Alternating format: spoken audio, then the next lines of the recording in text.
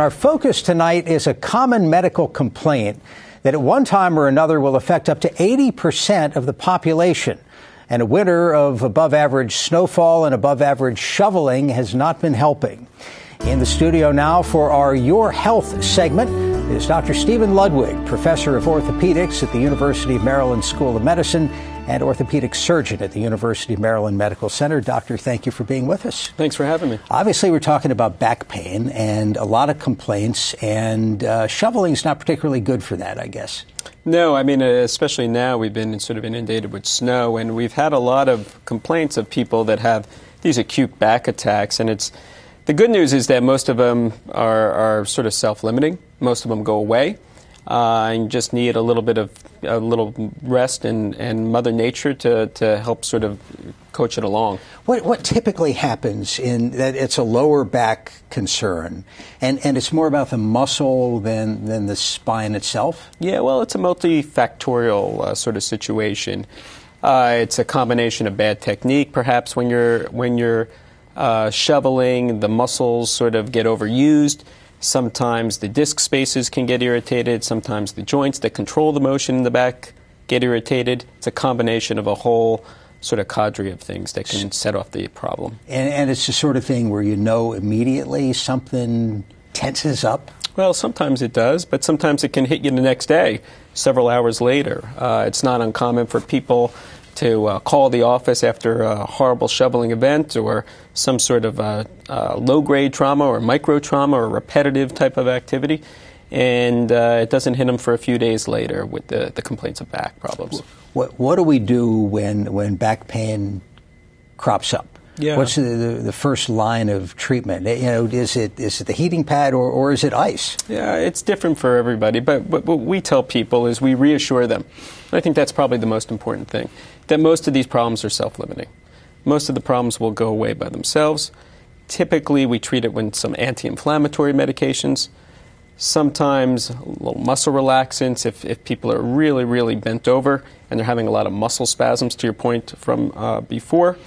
We show them some exercises to do to get their back stretched out, and typically with a little bit of time, activity modification, they get better. Let's talk about the role of exercise for a minute in both preventing and treating back pain. Is there an exercise program? Do people who are in generally good shape have fewer back issues or not? It's a great question. So people, you would think that people that are very fit would have less back problems. The reality check is that we see athletes, the weekend warrior, we see professional athletes, we see college athletes that are in spectacular shape and they have back problems. They may have muscle problems from overuse, from an injury related to their sports. They may have a disc problems where they tear their disc and they have numbness or tingling or nerve-related problems. But the reality check is back pain is seen by all folks, people that are in great shape and people that are not in such great shape. Let me remind our viewers, if you have a question about your back and how to make it feel better, give us a call. We'll have the number up on the screen. You can also tweet a question. Our Twitter address is @MPT News. So you're a surgeon and you do procedures all day. What's new in the surgical realm? Well, the good news is that most people that see me do not need an operation. That's the good news. It's a very rare bird that requires surgery. When problems become incapacitating for people, when problems become life-threatening in certain circumstances, when they may be losing function, people may require surgical intervention. There are a lot of new techniques that are on the forefront that we're pioneering at University of Maryland. We try and do things through smaller approaches now. We call them minimally invasive approaches to reduce some of the damages that may occur as a result of sort of the larger or open procedures that can cause some morbidity, some discomfort, some pain, reduction in return to work and activities. Back surgery has a little bit of a reputation of not always being effective, of not being 100% effective and people continuing to have discomfort. Maybe it depends on what the initial complaint was. Is that the case in your experience, or what do you think? Well, I think, to your point, when surgery is done for the right indication, with the right patient, by the right people doing it, surgery can be very effective. it's super important that we marry up a patient's symptomatology or the problems with their examination to their advanced imaging studies. The problem in life is that as we all get older, people will have a lot of changes on their x-rays, a lot of wear and tear, just like getting gray hair. And the problem is, as we talked about initially, most folks don't need any surgery at all. They just need reassurance, some non-operative management, and things will get better. However, if neurologic problems are occurring, patients may require surgical intervention. Let's take some phone calls. This is Tom in Prince George's County. Tom, thanks for calling. Go ahead. Doctor, I'd like to ask you a question about spinal stenosis, especially in the aging. Is there anything that can be done to take care of that problem or to alleviate it? Tom, thanks for the call. And by stenosis, it's a narrowing? Exactly. So stenosis occurs as a result typically from advanced degeneration, arthritis as we get older.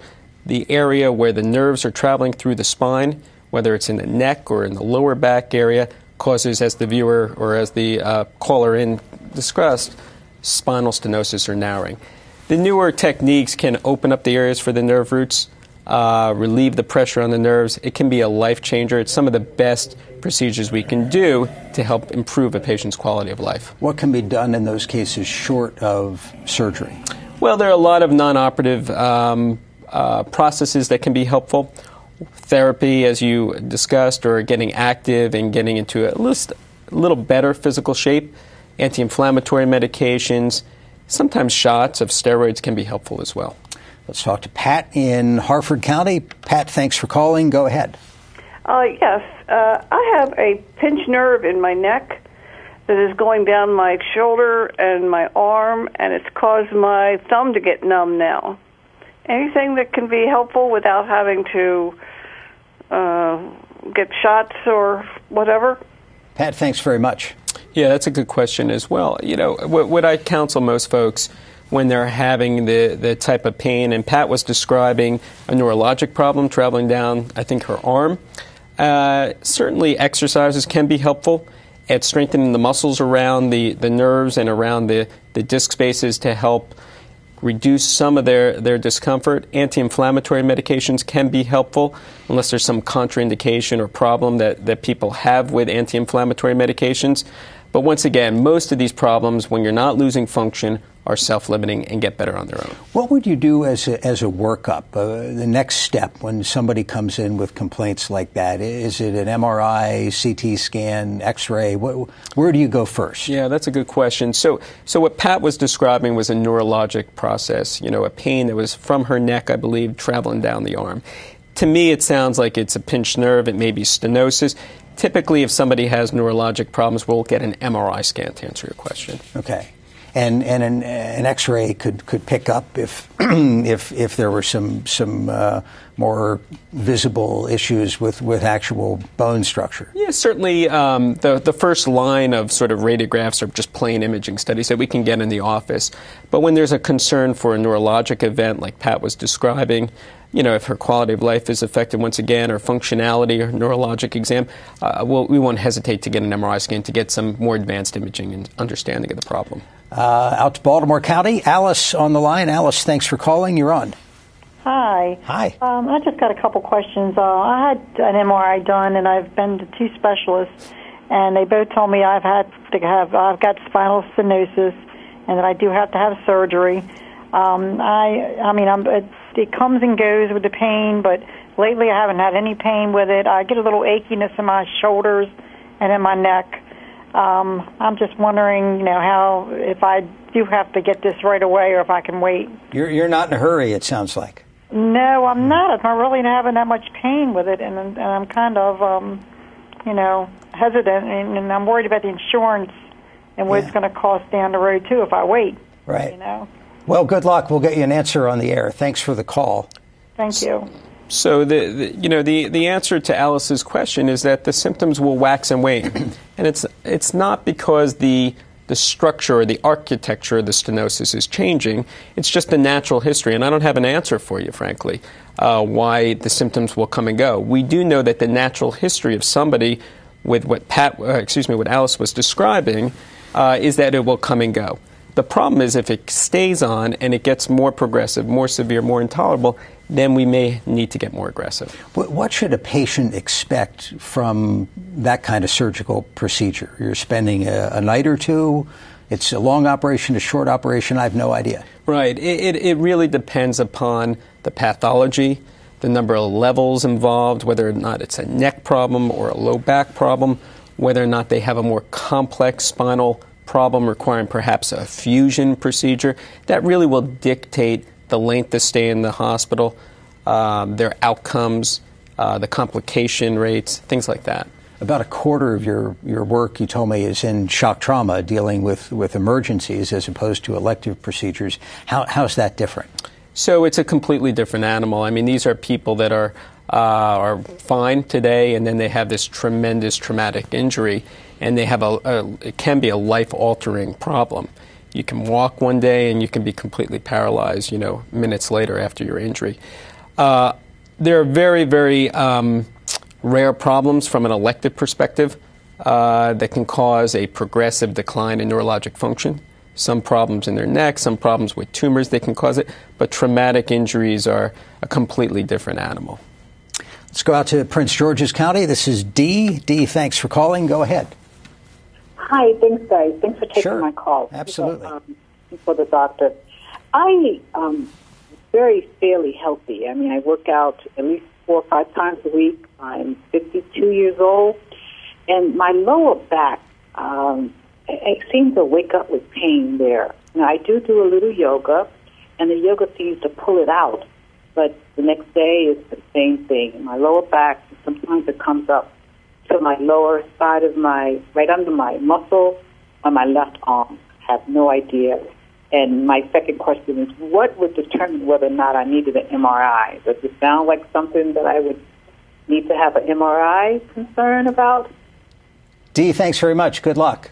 So what we tell people like Dee is that, once again, that's part of the natural history of people that have benign, low-grade, low back pain. And I'm not minimizing the symptoms. They could be if it's your back, it's a big deal. Absolutely. Right. But some of the red flags that we get concerned about, to answer Dee's question, when do we get an MRI scan? So if the pain goes on for a very chronic period of time and is escalating, that's a concern. I may consider getting an MRI scan.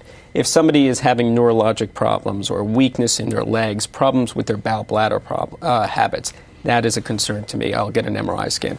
People that have a history of tumors, once again, that may be a concerning factor. People can have tumors that involve their spine that can spread from other areas. That's concerning. Infections, trauma, those are all reasons to get a more advanced imaging study like an MRI. When I hear about all of her exercise, you wonder if maybe there's something in there that's doing damage and you don't know about it. Yeah, I mean, I think sometimes people can overdo it too. Sometimes people have poor form. Sometimes people can be misguided. They need to, maybe go through a good regimented physical therapy program with a good physical therapist, and sometimes finding that right person can be challenging. We're not set up here to demonstrate anything, but is there anything that you prescribe to patients or have seen prescribed, basic exercises that really help? Or conversely, something that's going to kill your back? Yeah, I think people ask me this all the time. I tell them that I'm a fan of non-impact aerobics, so elliptical machines, swimming, biking. I think those are all fantastic for your low back. Core stabilization. In the past, when everybody was younger, they would do crunches and work on their abs and get their core really strong to compensate for a low back problem. We do core differently now. I tell people to do plank exercises where they're just sort of holding instead of doing crunching exercises. These are all things that you can pick up online or talk to a physical therapist, and in addition to a strengthening and a stretching program. Anne Arundel County, Diane on the line. Diane, thanks for the call. Go ahead. Hi. Thanks for taking my call. Sure. I was about 3 weeks ago, I was diagnosed with sciatic pain. It's gotten better, but my left leg is still a little numb, and I have this pain in my lower hip around to my lower front. And I'm a little tired of lying down, and I just wondered if there was any exercise program that I could do. I have been doing water aerobics and wondered if I could go back and do that. Diane, thanks for the phone call. So that's a very common problem, sciatica, that Diane is that describing. mean? Sciatica is a radiation of pain down a very specific distribution that's associated with a nerve root. So pain in the back from a pinching of the nerve, causing pain down into the buttocks, down the leg, into the foot. I think she was describing some numbness and tingling. What I could reassure Diane is that the pain typically will go away first. The strength and endurance will come back second. The numbness and tingling can take a long time to go away if we're just going to watch this conservatively. Typically a flexion, what we call a flexion-based physical therapy program, where your body is sort of moved forward as opposed to sort of extended, and doing exercises where you're sort of forward flexed are better than somebody that is an extension, because the area for the nerves when you're leaning backwards is more extreme, or there's more pinching. So a forward flex problem, I love aqua therapy. I think that's spectacular. Yeah. I wonder if orthopedic surgeons who spend a lot of time standing up have less trouble with their backs than people like TV hosts who spend a lot of time sitting behind a desk. I don't know. It's a good question. I have a lot of friends, and there are papers that are written about ergonomic problems in surgeons. So I think the problem is ubiquitous. Over a lot. You're bent over, you're leaning over for long periods of time in long cases. Absolutely. Let's take another call. Is this Diane in Baltimore County? Did we do that before? Let's try it. Hello, you're on. Go ahead. Is this Diane? Oh, my bad. I wanted to ask about obesity. As Americans get bigger as a society, does that feed into this? Do you see more problems in larger people? I could tell you anecdotally, people that are larger with a higher BMI will typically have more back-related problems. Problems with if they require surgery, their complication rates are exponentially higher compared to non-obese people. There are a lot of studies that suggest that the incidence of back pain in obese versus non-obese people, about the same. However, I could tell you, it seems as though the tendency is leaning towards, if you have a higher BMI, you may have more musculoskeletal problems like back pain. Let's talk to Michael in Virginia. Michael, thanks for the call. Go ahead.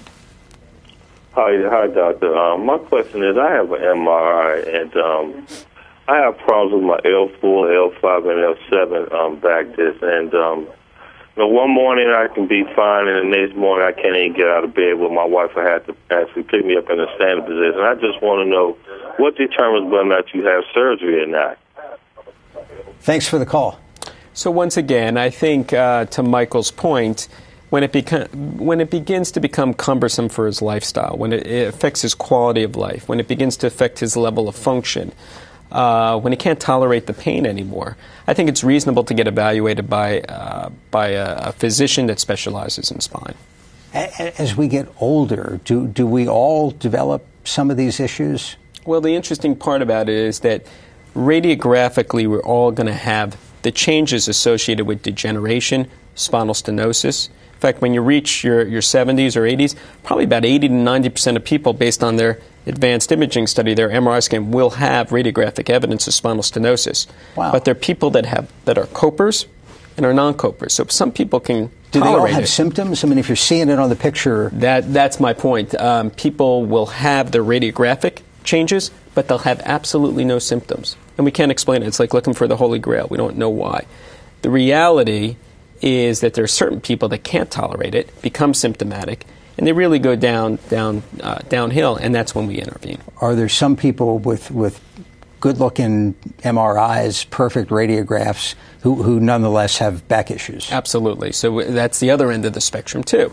And that's the conundrum. We'll see people that have horrible back problems and pain, and once again, it could be multifactorial, as we talked about initially, and their advanced imaging studies looks pristine. And that it's upsetting to the patients because they expect there to be some sort of pain generator there. Right. And we call it non-specific low back pain. Does that mean it can't be surgically fixed? Or, correct. Right. Yeah, that is absolutely not a surgical surgery. Correct. Colin in Anne Arundel County. Colin, thanks for the call. Go ahead. Hi, I'm 79 years old, and I had 2 lots of back surgery, and they were both successful.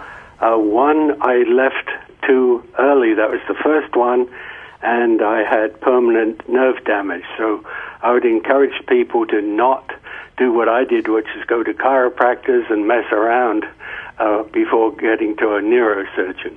But both my surgeries have worked out very well. What do you mean, sir, that you left too early? Well, I was scared. I was scared of the surgery.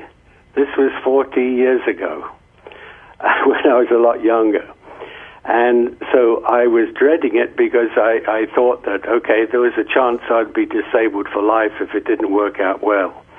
So I kept putting things off until it got so bad that I couldn't sleep on a bed. I'd have to kneel by the side of the bed and to avoid the pain. But then at one point the pain went away, but then I realized that my right leg was numb. Wow. And I realized that was time to really do something. Yeah. So we thank you for the phone call. Oh, but I'd just like to say about lifting snow. The shovels that are sold, they're not designed for lifting snow. They're designed for pushing snow. And they're far too big. And they're just not designed for doing it. And so people use them for picking up snow and tossing it, and that's just not the way to do it. That's a great point. Thank you so much for the phone call. One other very quick thing. Short on time. After shoveling, what I found is, I know I've probably done too much, but I found if you take a very hot shower right on your lower back and drink 2 beers for relaxation. There you go. Colin, we got to run. Well. Thank you for the phone call. Interesting advice there, but interesting perspective on the surgery. And a lot of fear before somebody experiences that. Absolutely. I think that's completely normal. And people can't wait too long. They can develop neurologic problems like Colin is describing, where we try to intervene and we try to make people better. That's our best intention. And we just can't get them to the point where their quality of life is significantly affected. And it's hard to predict. That's the reality. Is it less risky, more effective, more consistent than it was 14 years ago?